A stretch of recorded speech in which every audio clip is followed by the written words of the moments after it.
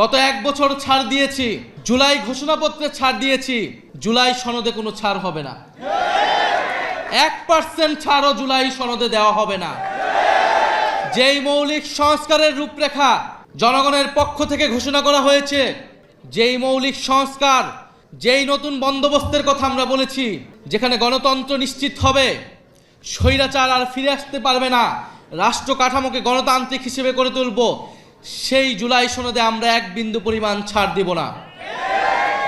আমরা নির্বাচন চাই, নির্বাচন গণতন্ত্র ভোটাধিকারের জন্যই আমাদের লড়াই ছিল, কিন্তু আমরা এর সাথে এও বলেছি পরিবর্তনের মধ্য দিয়ে বাংলাদেশকে যেতে হবে।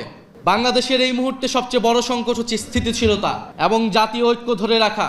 যদি রাজনৈতিক দলগুলো, রাজনৈতিক শক্তিগুলো নিজেদের মধ্যে জাতীয় ঐক্য ধরে রাখতে না পারে, দেশের স্থিতিশীলতা নিশ্চিতে নিজেদের মধ্যে ছাড় দেওয়ার মানসিকতা তৈরি না হয়, ফলে আরেকটি 1-11 আসবে। কারণ আমরা ইতিহাসে এটাই দেখেছি। আমরা মনে করি রাজনৈতিক সমস্যার সমাধান রাজনৈতিক দলগুলোকেই বসে করতে হবে এবং সেই সংস্কৃতি বাংলাদেশে কায়েম করতে হবে। যদি রাজনৈতিক দলগুলো ব্যর্থ হয়, লাভবান হবে ডিজিএফআই।